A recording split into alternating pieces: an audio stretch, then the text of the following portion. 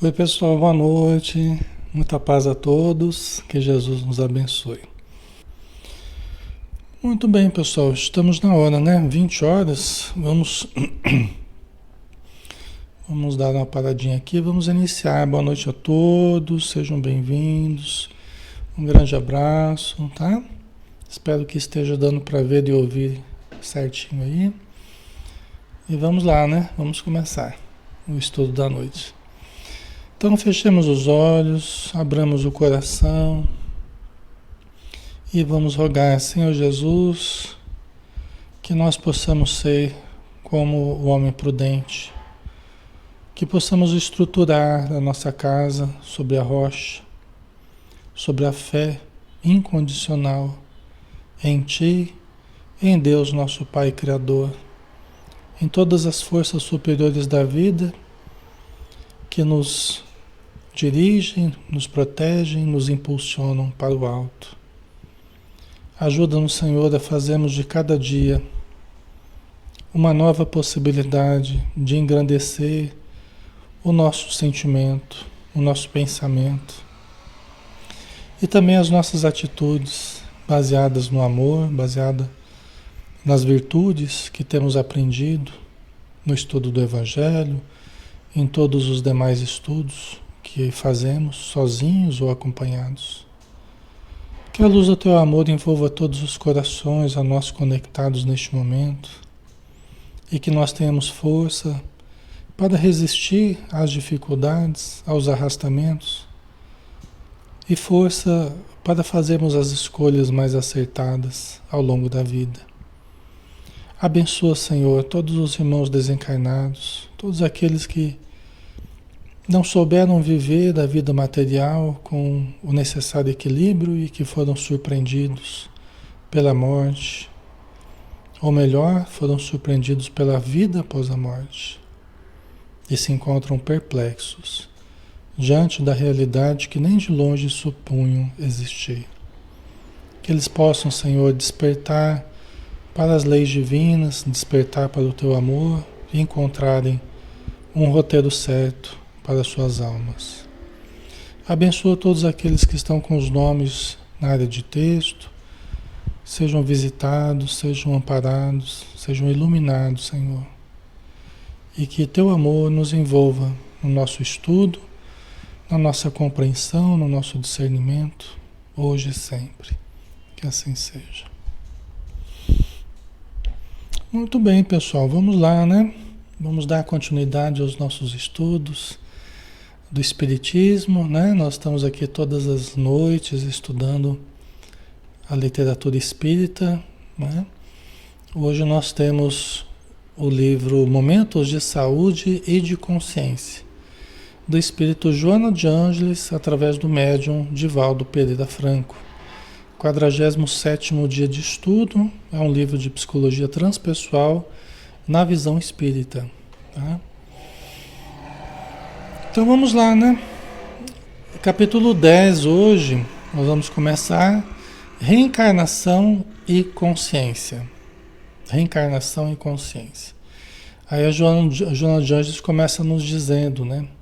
A conquista lúcida da consciência abre espaços para o entendimento das leis que regem a vida, facultando o progresso do ser que se entrega à tarefa de educação pessoal e, por consequência, da sociedade na qual se encontra situado, né?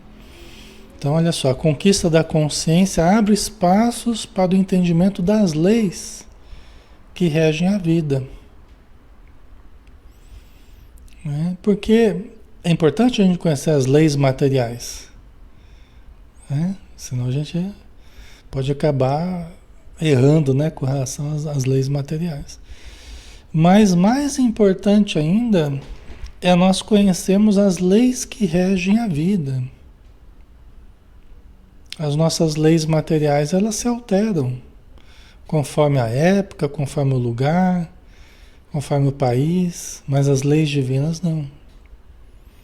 As leis materiais, elas são passageiras, elas são mutáveis, mas as leis divinas são imutáveis. As leis divinas são eternas e perfeitas. e regulam todo o universo, né? Então, à medida que a gente vai adquirindo uma consciência mais ampla, nós começamos a entender melhor as leis que regem a vida. Então, facilita a gente viver melhor a vida, né? Concordo? À medida que a gente vai entendendo melhor como é que funcionam as leis divinas, as leis da vida, nós vamos entendendo como viver melhor a vida, né? Como vivermos conforme a lei divina, né? Certo? Isso facilita muito a nossa vida, né? Que é como a gente querer usar algo e a gente não sabe como é que funciona esse algo, né? Qualquer aparelho que a gente compra, né? Você tem que pegar um manual ali para tentar entender, né? Facilita, né? Esse manual aí nós temos também, né? Nós temos no Evangelho um precioso manual, nós temos no Livro dos Espíritos um precioso manual, nós temos em toda a literatura que os Espíritos têm nos trazido um precioso material que nos ensina como a vida funciona, como as leis divinas funcionam, né? E em toda parte, na própria natureza, a gente vai descobrindo artigos da lei divina, né? Certo? Então a gente começa a entender melhor como é que funciona, né? Não mais lhe atendem as aspirações, os conceitos utópicos e as afirmações pueris destituídas de razão, com os quais no passado se anestesiava o discernimento dos indivíduos e das massas, né? Então não mais, né, os chavões, que não têm apoio na realidade, né? Antigamente a gente, né, eu lembro desse tempo, eu não sou de tão antigamente assim, eu não sou de tão antigamente assim, né? Mas eu me lembro, né, que você falar que não mudava falava com a boca cheia, eu não mudo, né? Era um sinal de coisa boa, né? A pessoa não mudar, vocês lembram disso? Quem é mais de antigamente, hein? Né? O cidadão falar que não muda era uma virtude, né? Hoje em dia a gente falar que a gente não muda é um sinal de atraso, né? De inflexibilidade. É lógico, né? A gente não pode mudar nas coisas boas que a gente faz, né? A gente tem que continuar fazendo, né? A gente não degenerar, né? Nesse sentido, ok, né? Mas a gente tem que estar sempre revendo, né? Ressignificando a vida, alterando comportamentos para melhor. Nós temos que ir mudando sim cada vez mais para melhor, né? Então, né, antigamente a gente tinha esse conceito, é uma pessoa que não muda, uma pessoa que, né, hoje já é sinal de atraso, né? De inflexibilidade. Então, esses conceitos, né, utópicos, afirmações pueris, destituídas de razão, né, nos quais no passado a gente se anestesiava, né, anestesiava o nosso discernimento, né, o discernimento da sociedade. Nossa, quanto tempo a gente tem vivido anestesiados, né, sem percebermos quanta coisa estava ocorrendo e tem ocorrido, né? Então, nós vamos devagarzinho, passo a passo, despertando para a realidade, né? Com ela, a ideia de Deus e da sua justiça, a consciência, né? Com ela, a ideia de Deus e da sua justiça evolui, arrancando do antropomorfismo a que esteve algemado pela ignorância, para uma realidade mais consentânea com a própria grandeza.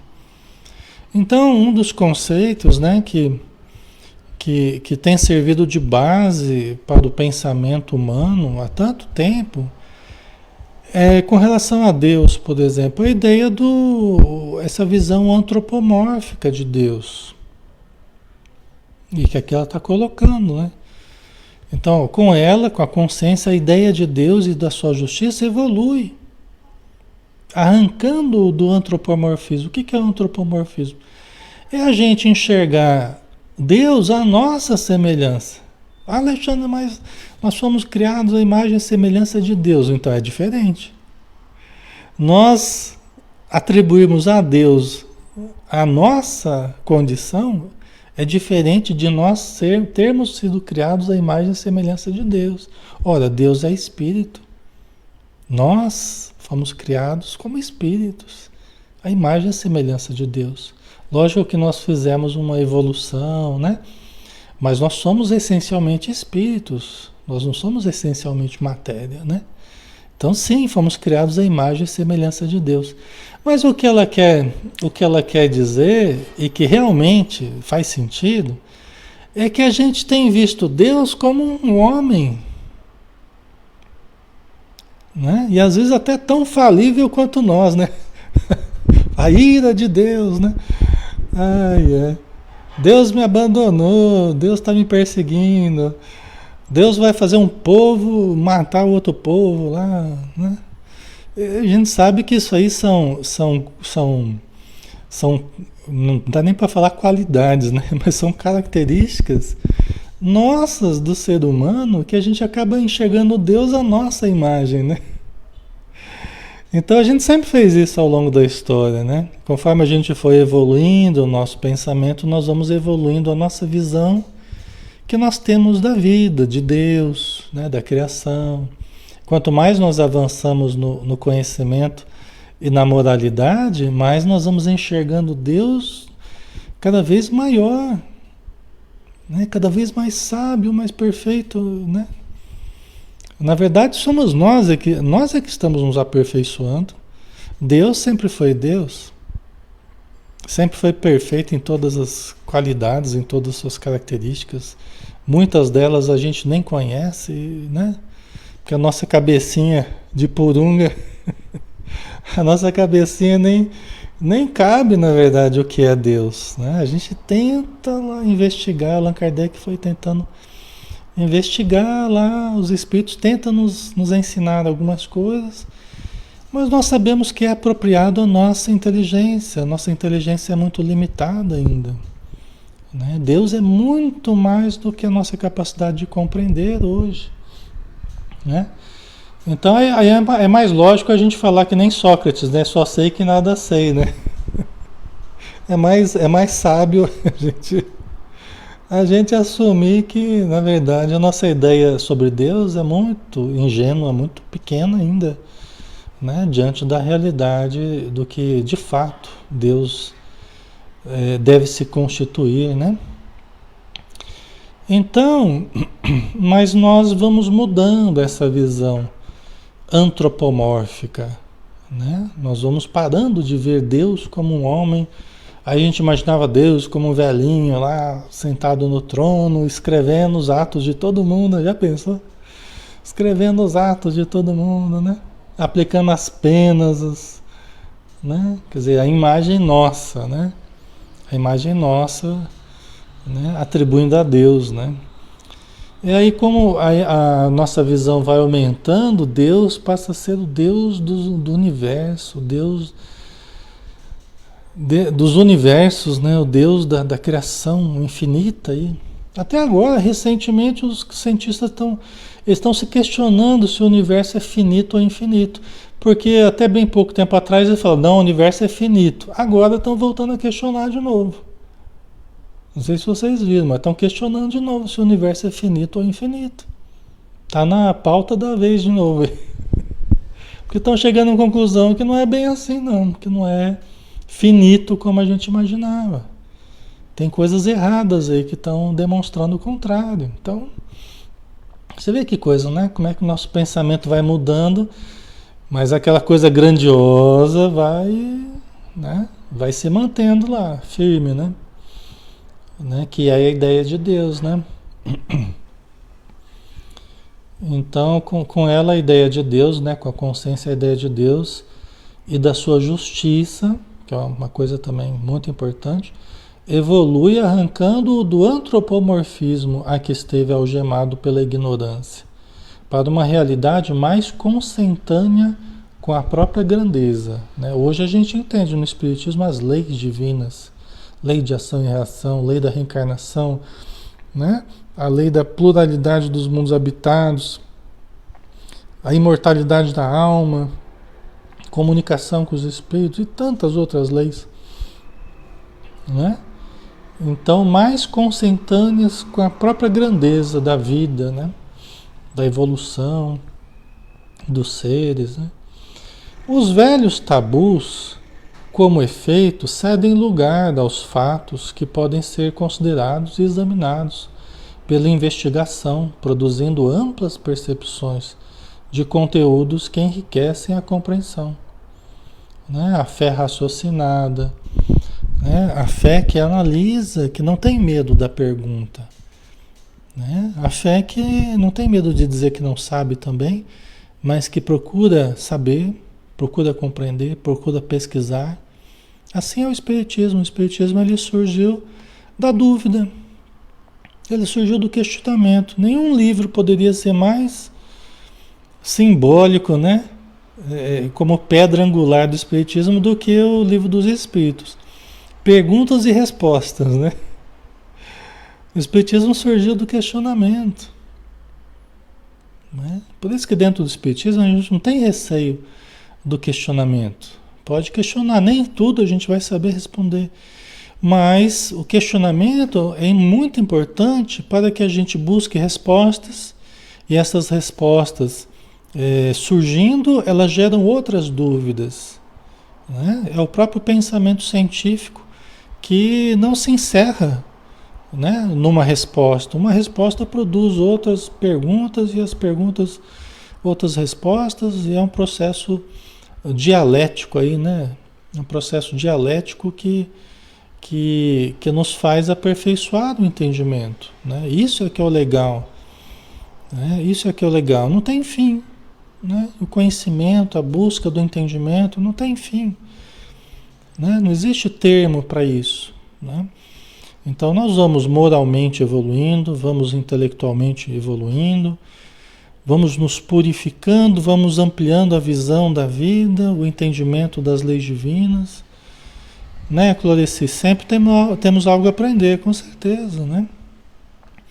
Então isso não nos faz acomodar, né? Nós não podemos nos acomodar. Isso é muito importante, né? Então a gente está sempre ressignificando conceitos, olhando para a mesma coisa com olhos diferentes, reformulando a nossa visão sobre a vida, né? Sobre a fé, sobre tudo, sobre o Deus mesmo, porque as nossas concepções vão mudando a respeito de Deus, né? Elas vão se ampliando a respeito do Criador, né? O crescimento interior elucida a justiça, que já não se aferra aos limites das paixões humanas que a padronizaram conforme os próprios interesses, agraciando uns e punindo outros, em lamentável aberração ética e de equanimidade discutível, senão absurda, né? Então olha que interessante, né? À medida que a gente vai crescendo interiormente, a gente vai também entendendo melhor a justiça divina. Porque tá aí uma coisa que deixa todo mundo preocupado, deixa todo mundo chateado, magoado, muita gente, por não entender a justiça divina, né? Gera revolta em muitos, porque os fatos da nossa existência, né? Os acontecimentos da nossa existência, ou da existência daqueles que estão próximos a nós, de alguma forma, nos chocam, e aí a gente já começa a questionar a justiça divina, já começa até a questionar a existência de Deus, né? Mas como é que pode? Como é que Deus permite uma coisa dessa? Onde é que está Deus? Né? Onde é que estava Deus, né? Que permitiu que acontecesse isso e tal. Às vezes até os obsessores perguntam para mim assim, Deus não existe? Você não fala que Deus existe? Por que que tem tanta coisa, né? Por que que eu consigo então prejudicar as pessoas? aí na Terra? Por que que tem tanto assassinato? Por que que tem tanto... Como é que Deus permite isso? Os obsessores vêm falar comigo, né? E vem me colocar essa questão. E aí a gente vai explicando que não é assim, né? As leis divinas são leis justas, a cada um segundo as suas obras, né? Então, quando a gente faz o mal, quando a gente semeia o mal, a gente acaba colhendo os resultados das nossas ações. Então, a gente vai acusar a Deus, né? Sendo que é um processo de aprendizado, de semeadura e de colheita. A lei divina está agindo, está nos ensinando, né? A Mari falou, já pensei assim, né? Já pensou assim, né? Eu acho que todos nós já pensamos assim, né? Num momento ou no outro, questionamos, pô, mas será que é verdade mesmo que Deus existe? Será que é verdade que esse mundo é justo? Porque tanta coisa ruim, tanta dificuldade, né? A gente, a gente questiona, e é bom que questione mesmo. Mas também a gente vai encontrando as respostas que a gente precisa. Né? A gente vai encontrando as respostas que a gente precisa. Se a gente olhar com boa vontade, olhar com honestidade, a lógica, a coerência, né? A gente consegue enxergar as respostas, sim. E a gente vai entendendo que a nossa vida é um contínuo, né? De encarnações, né? A gente vai entendendo que não é só essa vida, nem tudo a gente está sofrendo por causa de situações dessa vida, nós já vivemos antes e Deus nos permitiu retornar, né? Retornar para colher individualmente e coletivamente. Então aí também se explicam tsunamis, né? Incêndios, terremotos, né? Provações coletivas, expiações coletivas, aí se explica isso também, né? Não é porque Deus sumiu, porque Deus nos esqueceu, porque Deus esqueceu de uma região lá, isso não existe, né? Nós estamos mergulhados em Deus, Deus nos perpassa o tempo todo, a lei divina perfeita está o tempo todo agindo, dentro e fora de nós, mas é que nós precisamos despertar a consciência para entender as relações entre o passado e o presente.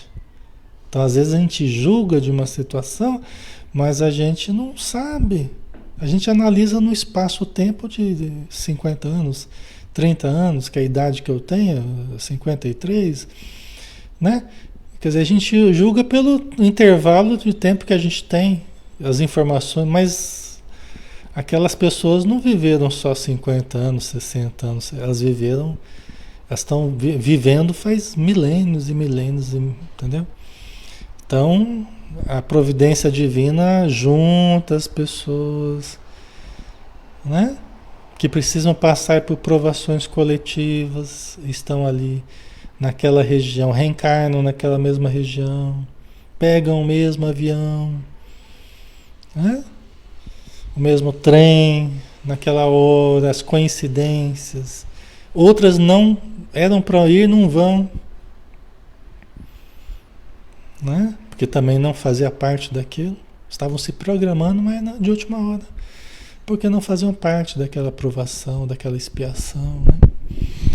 Então, com o entendimento, a gente começa a entender a lógica subjacente em tudo isso. A justiça divina, ela sai grandiosa dessa nossa análise, né, dessa lógica, que a gente começa a entender. De um lado você encontra a descrença, a revolta, a mágoa com Deus, o vazio, a tristeza. Do outro lado você encontra a lógica, a coerência, a fé, a resignação, a calma, a paciência, a compreensão, né? E continua o amor a Deus, a fé em Deus continua valendo, porque ela não perdeu o sentido, ela continua tendo sentido. Olha que coisa interessante, né? Aliás, isso é uma das coisas mais importantes, né? O Espiritismo conseguiu explicar as leis divinas, os Espíritos, né, nos explicaram, né? O próprio Jesus nos explicou, né, de certo modo, né? E que não era preciso a gente se revoltar contra os reveses da vida. Não é preciso. Não é bom, inclusive, né? E a gente não precisa. E a gente pode continuar crendo em Deus, né? Mas isso Jó, no Antigo Testamento, Jó já falava: Deus me deu, Deus me tirou, bendito seja Deus. Né? A gente fala a paciência de Jó, né? Jó, a fé de Jó, né? Do Antigo Testamento, né? Deus me deu, né? Deus era muito rico, Jó era muito rico e tal, e ele bendizia a Deus, né? Aí depois ele perdeu tudo, continuou bendizendo a Deus. Aí depois ele recuperou tudo de novo, continuou bendizendo a Deus, né? Você vê que coisa, né? Um exemplo mesmo, né? Um exemplo de fé, né? De Jó, maravilhoso. É assim que a gente tem que ser, né? Nos momentos agradáveis e nos momentos difíceis, né? Tá? Mas a gente começa então a ver a justiça nesse prisma maior, né? Como ela diz aqui, ó, o crescimento interior elucida a justiça que já não se aferra aos limites das paixões humanas, que a padronizaram conforme os próprios interesses. Então a gente vai entendendo que tem dois códigos aí agindo. Tem um código humano, as leis humanas, falíveis, passageiras, convenientes conforme os interesses dos homens, num dado tempo, numa região, né? Eles moldam as leis conforme o interesse deles, para aumentar, para diminuir, para perseguir, aí eles vão mudando conforme os ventos sopram, né? E as leis divinas, o código divino, que são leis imutáveis, eternas, perenes, né? Que se baseiam na natureza, no próprio ser, né? Em Deus, né? Nas suas leis que regem toda a vida, né? Certo? A Maria Lígia, Alexandre, pode falar da importância das doenças e catástrofes como reguladores de conduta? Pois não, Maria Lígia, né? Boa colocação sua. É porque essas situações que a gente chama de catástrofes, né? Essas situações difíceis que nós passamos individualmente e coletivamente, né? Elas têm uma função pedagógica, regulatória, como disse a Maria Lígia, da nossa conduta, né? Então, nós, às vezes, por uma ação negativa de hábitos infelizes, de conceitos, até leis infelizes, né? Culturas que produzem o desajuste em vários campos, então acabam criando o caldo psíquico, vamos dizer assim, acabam criando as causas que vão gerar certas consequências, né? Que vão exigir correções, né? Então a lei divina, ela acaba promovendo certas situações que visam reajustar sentimentos. A dor, ela é muito utilizada nesses processos, porque a dor nos faz mais humanos, mais fraternos, mais caridosos, mais sensíveis, né? Quando a gente está estruturando nossa vida e da nossa sociedade de uma forma muito dura, aí vem a dor para amolecer o nosso coração. Aí vem os sofrimentos para nos ajustar em termos de conceitos sobre a vida, sobre a fé. Aí a gente recorre mais à fé, né? Quando a coisa aperta, a gente recorre à fé, instintivamente, né? Então é muito importante isso, né? Tá? Então,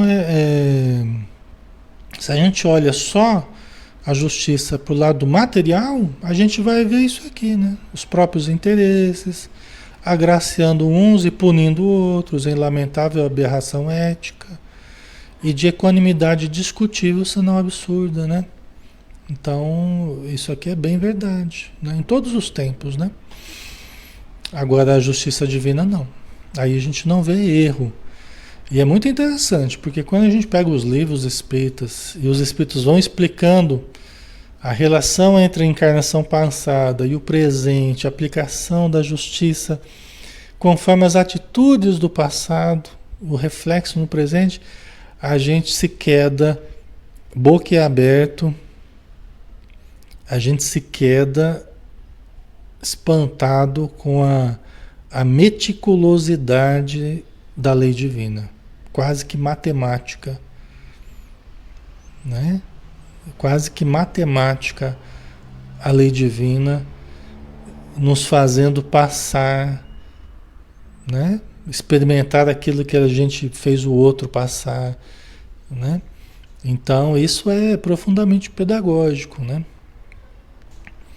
Isso nos faz aprender, né? Aprender, porque sentindo na própria pele, né? Tá? A consciência conquistada favorece a penetração nas causas da vida mediante os processos de intuição, de dedução e de análise decorrente da experiência vívida dos fatores que constituem o universo. Vamos traduzir isso aqui, né? Vamos traduzir isso aqui. A consciência conquistada favorece a penetração nas causas da vida mediante os processos de intuição. Por quê, pessoal? Porque nem tudo a razão conseguirá entender, né? A intuição ela tem que entrar em jogo aí. Porque a intuição ela permite uma amplitude maior de vistas, né? A intuição permite relances intuitivos, flashes intuitivos de um volume de informações muito maior, que nos permite compreender melhor situações esparsas e até perdidas no tempo reencarnatório, vamos dizer assim, né? Mas a intuição nos faz entender esse conjunto de informações, né? A razão ela é mais uma coisa de cada vez, né? É mais analítica, né? A intuição é mais sintética, né? De síntese, né? Gilda, e quando a pessoa se revolta por causa da dor e sofrimento? É uma perda de oportunidade, né? É uma perda de oportunidade, porque essas situações, elas não ocorrem à toa, né, Gilda? Né? Se eu estou passando por essa situação, é porque há motivos para isso. Há algo a aprender, há algo a absorver ali da situação, né? Se eu me revolto, eu perco a oportunidade de aprender com aquilo, de exercitar o sentimento, de mudar a mim mesmo, né? E aí a revolta me faz, às vezes, cometer novos erros, né? A revolta nos faz cometer novos erros. Às vezes cair na descrença, cair no vazio existencial. E aí vai, tá perdido por pouco, perdido por muito, não acredito em Deus mesmo, eu quero saber, eu vou... né? Aí a pessoa começa a chutar o balde e quem sai perdendo é ela mesma, né? Então é um grande problema a revolta, viu, pessoal? Né? A não aceitação, né, Manuel? É um grande problema. Tá? A graça. Mas e quando dói demais? Quando dói demais é porque havia necessidade da dor desse tamanho, né? E também há que se considerar que nós temos aquilo que nós necessitamos, né? E nós também aumentamos pela nossa atitude emocional. É aquilo que eu falei para vocês já, né? Até do pensamento de Buda, né? Que tem o sofrimento e o sofrimento do sofrimento, né? Até a Joana Jones fala sobre isso no livro Plenitude, né? Tem o sofrimento e tem o sofrimento do sofrimento, ou seja, eu sofro por estar sofrendo. Então é o sofrimento que a gente adiciona àquilo que já está sendo difícil, mas a gente adiciona mais revolta, adiciona mais, que aumenta o sofrimento. Entendeu? Porque se a gente passar pela situação difícil, já é difícil. Agora, se eu me permito ir para o lado negativo, aí eu aumento muito o sofrimento. Entendeu? E a gente tem esse poder de aumentar ou de diminuir, né? Conforme a minha atitude mental, emocional. E aí que nós estamos também exercitando as emoções, lidar com as emoções. Isso também faz parte da evolução, aprendermos a lidar com as emoções. Quem lida com as emoções de uma forma desgovernada e se deixa levar pela revolta, pelo ressentimento, pela mágoa, pela tristeza sem fim, e se permite entrar por esses caminhos, colhe mais dificuldade, cria mais dificuldade. Né? Então são coisas que a gente vai aprendendo a lidar. Poxa, eu estou sentindo que eu estou me deixando envolver por pensamentos negativos, por sentimentos negativos, mas eu vou reagir. Eu vou reagir porque não é isso que eu aprendi com o Evangelho. Não é isso que eu aprendi com o Espiritismo. Eu não posso me deixar levar nessa enxurrada de revolta. E às vezes está todo mundo ao redor revoltado, e todo mundo angustiado e triste e tal. Eu não posso me deixar levar por essa enxurrada. Eu tenho elementos para superar isso aí. Eu não acredito em Deus, eu não acredito que sua lei é perfeita.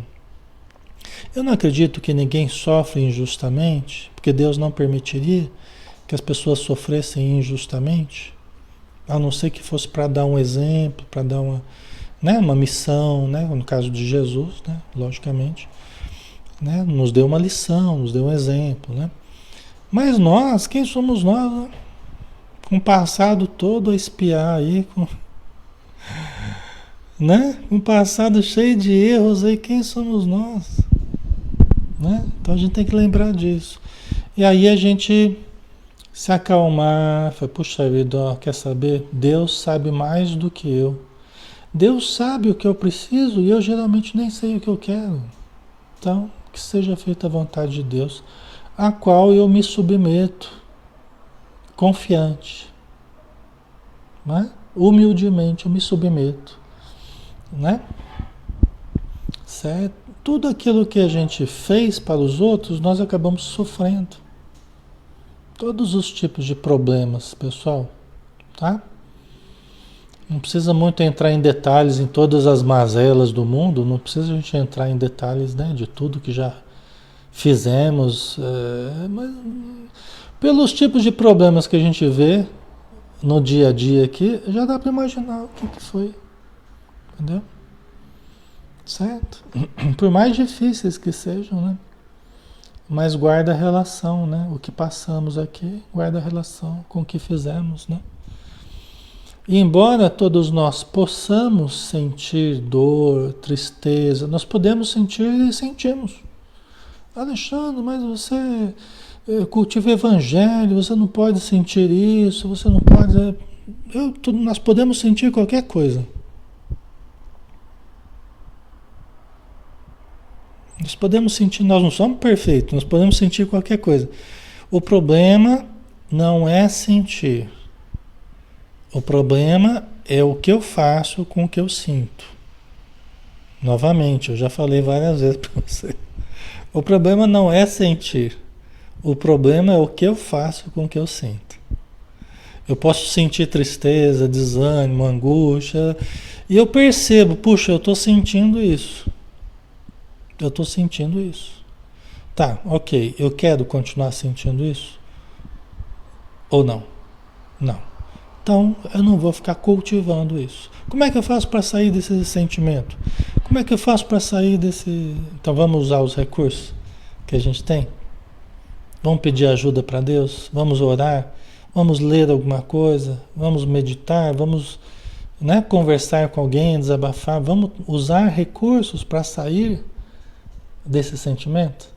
Não é porque somos humanos e que podemos sentir qualquer coisa que nós devemos ficar sentindo, entendeu? A gente sentir é uma coisa, a gente permanecer naquele sentimento é outra, totalmente diferente. Às vezes a pessoa quer ficar ruminando aquilo, ela fica neuroticamente fixada naquela situação problemática. Ela fica se nutrindo de angústia, se nutrindo de tristeza, se nutrindo de ódio, né, de rancor, de despeito, fica se nutrindo de vingança. E aí, pessoal, aí é só desequilíbrio, só doença, câncer, desajustes variados, né, no corpo e na alma, não é? Então nós não devemos ir por esse caminho, né? Devemos buscar sair dele, né? Ok? Certo? Então vamos lá. Temos mais um pouquinho, né? Engrandecem-se o homem e a mulher que se despojam do temor ou da incredulidade, do beatismo ou da negação, assumindo uma postura digna, portanto, coerente com seu estado da evolução. Né? Quer dizer, tanto homens como mulheres, todos os seres humanos se engrandecem, né? Com a consciência das leis divinas ao longo das encarnações, o despertar da consciência, né? E a gente vai se libertando dos temores, porque o desconhecido nos produz muitos temores, né? Nós não vamos nos libertar totalmente do temor, porque o medo faz parte da nossa vida, até protetor, né? Quem não tem medo de nada é um perigo para a sociedade, né? Porque o cidadão vai passar em sinal fechado sem medo de morrer, os outros que se cuidem, né?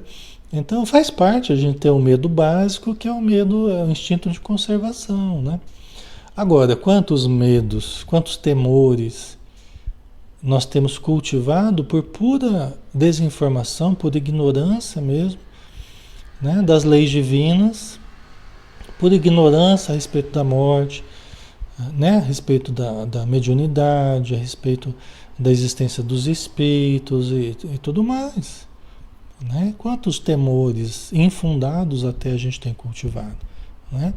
Ou mesmo a incredulidade, né? Quanta incredulidade tem existido ao longo do tempo baseado no desconhecimento e vai sendo passado de geração em geração a descrença em certas coisas, né? Ou até visto como algo negativo. Às vezes as pessoas falam: Alexandre, minha família espiritismo é coisa do, né? Super negativa e tal, e eu desde criança ouvia falar mal do espiritismo. E eu trazia isso comigo e passava para os meus filhos também, depois que eu fui lá pelas tantas que eu fui entender que não tinha nada a ver. Fui entender que é uma religião, é uma doutrina que nos ensina a caridade, que nos ensina a fraternidade, o perdão, fala de Jesus o tempo todo, aqui, né?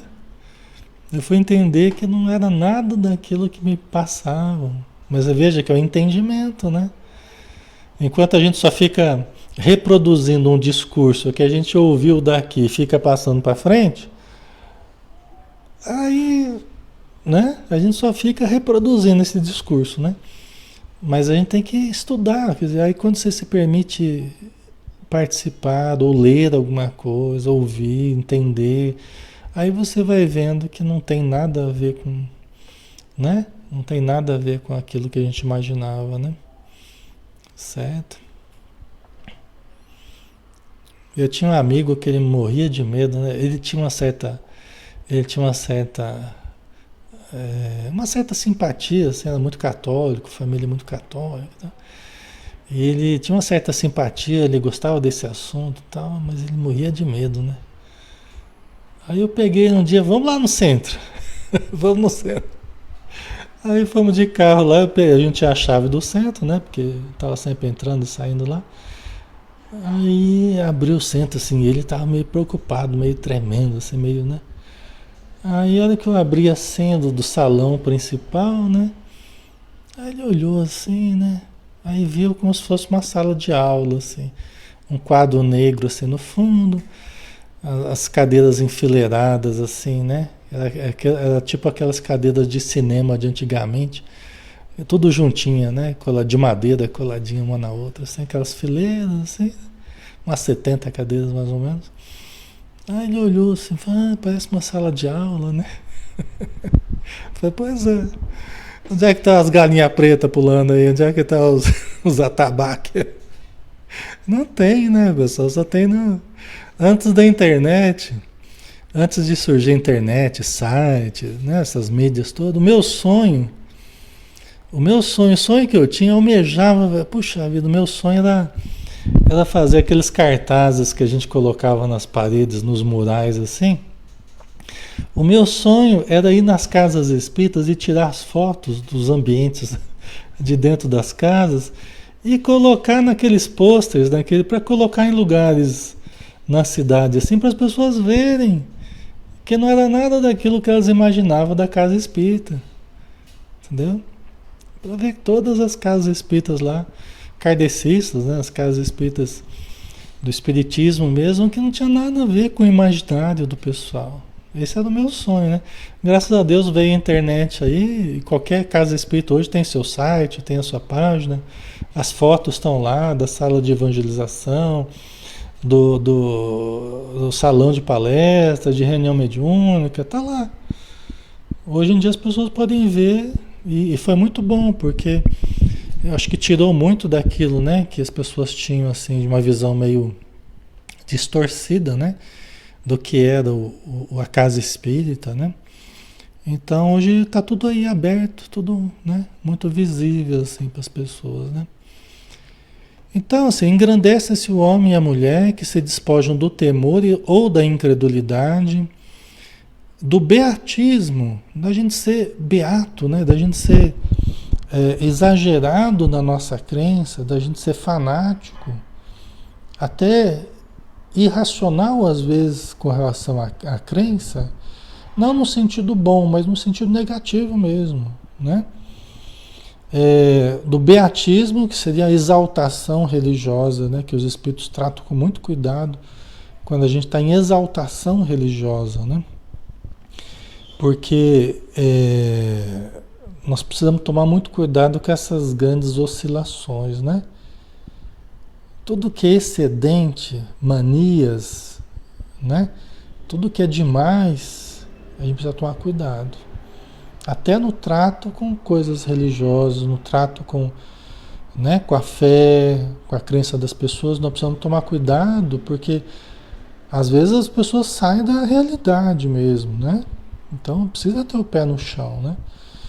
Mas ela está dizendo aqui, né, do beatismo ou da negação, que seriam dois extremos, né? Às vezes a pessoa vê de uma forma muito exagerada uma coisa, e às vezes ela nega aquilo de uma forma também despropositada, né? Então, o conhecimento ele vai desfazendo esses extremos aí, né? Assumindo uma postura digna, portanto, coerente com seu estado de evolução, tá? Ficou claro para vocês aí, pessoal? Né? Ok? É os exageros, né? Que a gente precisa ir controlando, né? E cada um vai se analisando, né? Cada um vai se autoanalisando e vai enxergando onde que precisa tomar mais cuidado, né? Tá? O João Franco, exaltação exacerbada no futebol, exatamente, em tudo, né? Na verdade, né? Em tudo. Nós podemos experimentar as várias situações aí que a vida nos permite, né? Que sejam saudáveis, mas tomar cuidado com os excessos, né? Somente a consciência favorece a perfeita identificação com a realidade das vidas sucessivas. Concepção-lei única a corresponder à grandeza da vida. Né? Somente a consciência favorece a perfeita identificação com a realidade das vidas sucessivas.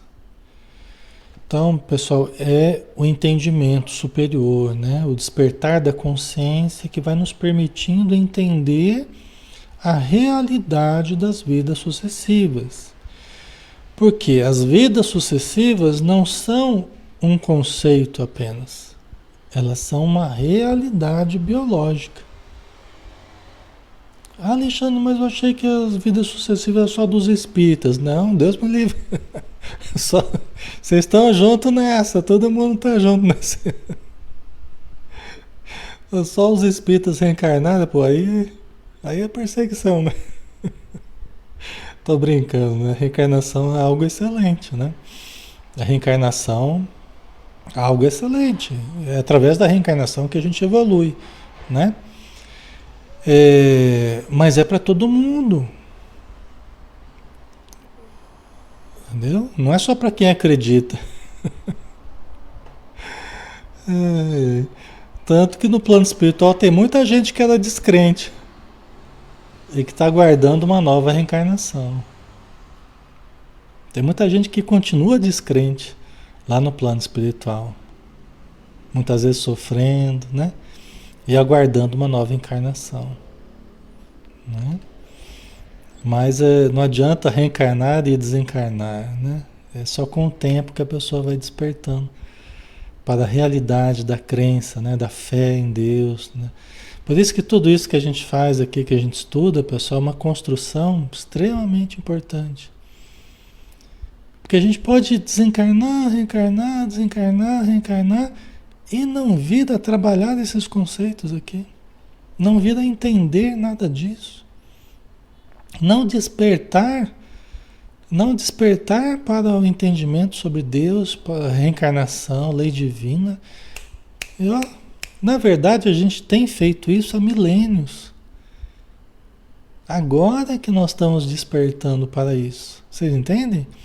Agora que nós estamos despertando. Mas há quanto tempo a gente vem patinando aí, batendo cabeça, sem entender nada disso e não querer saber também? E a gente não queria nem saber nada disso. O que a gente queria era ganhar dinheiro, era bater nos outros, né? Aproveitar a vida, beber bastante, né? Ter poder, é o que a gente queria, né? Seres humanos, digamos assim, né? Era dominar, né? E hoje nós estamos despertando para os valores reais da existência, para as necessidades profundas do espírito, né? Então hoje as nossas prioridades vão mudando, né? Tá? Então somente a consciência favorece a perfeita identificação com a realidade das vidas sucessivas, a reencarnação. Concepção, lei, né? Quer dizer, um conceito, ao mesmo tempo é uma lei única a corresponder à grandeza da vida. Porque se tirar o conceito de reencarnação, o que sobra da nossa crença em Deus? Aí a gente acaba dando razão mesmo para as pessoas que caem na descrença, porque elas olham a vida, não entendem nada e ouvem falar que Deus é justo, mas, meu Deus do céu, como é que o bebezinho ali está sofrendo? Nasceu, já está com câncer, já está com uma má formação, o outro nasceu perfeito. Um nasceu em berço de ouro, o outro nasceu em berço de palha. E como é que se entende isso? Né? Aí as pessoas ficam revoltadas, né? E com razão, se não entendem a reencarnação, se não entendem a lei de ação e reação, se não entendem Deus dentro de uma conceituação mais ampla, né? Acabam descrendo, né? E para muitas dessas pessoas o Espiritismo vem como uma salvação, porque ela vem trazer uma fé raciocinada, coerente, lógica, né? Que explica um sem número de situações, de problemas que antes não havia explicação. Quantas e quantas vezes eu já ouvi isso, as pessoas me falarem isso, quantas e quantas vezes. Eu perdi a conta já, né? Das pessoas que falavam que não acreditavam em nada porque não via sentido na vida, mas depois encontrou o Espiritismo e começou a entender, inclusive entender Jesus melhor, né? Tá? Sem a consciência, a inteligência lógica crê, mas não se submete.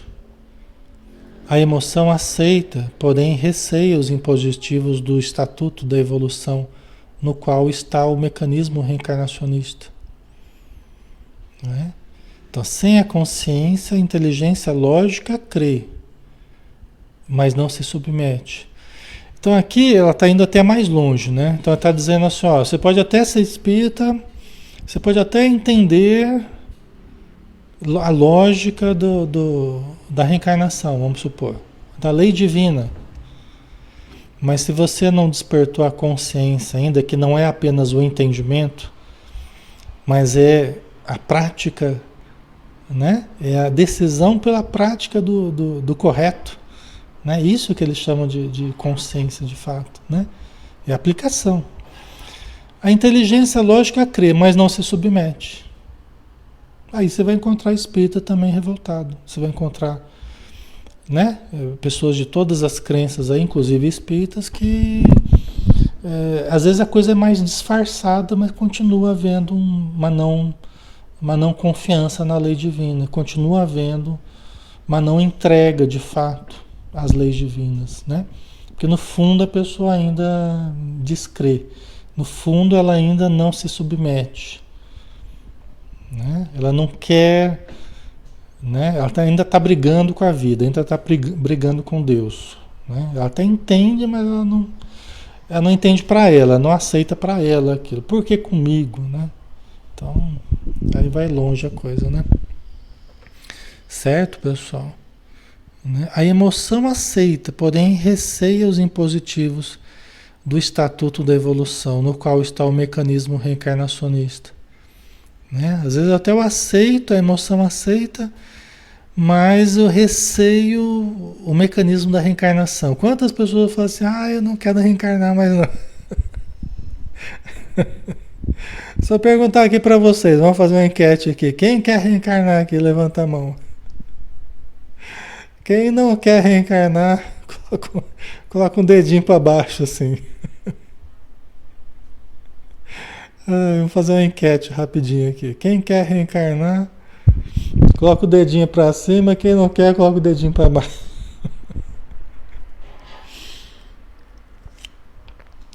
Eu falo isso porque muitas vezes isso já veio à baila aqui.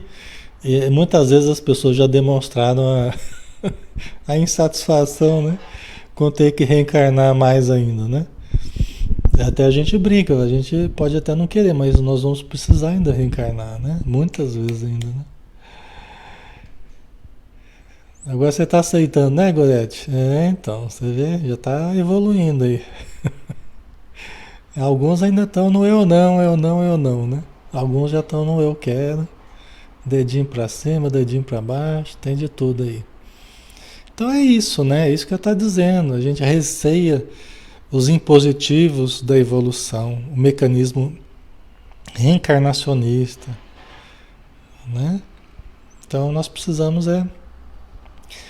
nos pautar mais na confiança, nos entregarmos mais aos bons espíritos, deixarmos eles nos conduzirem com fé, né, para os melhores caminhos, né? Não ficarmos resistindo. A gente fica resistindo, né? A gente fica resistindo e chateados por não vermos que as coisas estão sendo, por não vermos as coisas serem do jeito que a gente queria, mas do jeito que elas precisam ser. Então a gente fica magoado, chateado, né?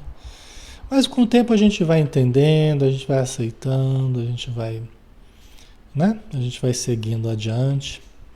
A gente vai se convencendo da importância dessas leis, inclusive da reencarnação, para o nosso próprio bem, porque é libertador, né? À medida que nós vamos superando os defeitos, superando os males dentro de nós, nós vamos nos libertando, vamos nos harmonizando, a vida começa a ser mais feliz dentro de nós. Isso é profundamente libertador, tá? Vamos dar uma paradinha, pessoal. A gente continua na semana que vem nesse assunto aí, né? Vamos fazer a nossa prece, né? Para nos despedirmos, agradecendo a ajuda que estamos recebendo neste momento, os espíritos que fluidificam a água que sempre deixamos perto de nós durante os estudos, para que seja fluidificada, para que os espíritos coloquem ali o remédio que nós precisamos, os fluidos que nós necessitamos, a ajuda energética do passe, magnética, a ajuda aos espíritos necessitados, próximos a nós, ligados a nós ou não, mas que estejam em situação de sofrimento. Que todos nós, Senhor, possamos nos despedir levando o coração em paz, em prece, levando a alma leve, tranquila, alegre e confiante no futuro, porque o futuro será muito melhor do que o passado que já vivemos. Obrigado por tudo, Senhor. Que assim seja. Então finalizamos, pessoal. Obrigado pela participação no estudo, pela presença de todos. Amanhã a gente tem novamente estudo, né? Amanhã a gente tem os Missionários da Luz, tá? Às 20 horas. Então a gente conta com vocês, tá bom? Um abraço, pessoal. Fiquem com Deus e até mais.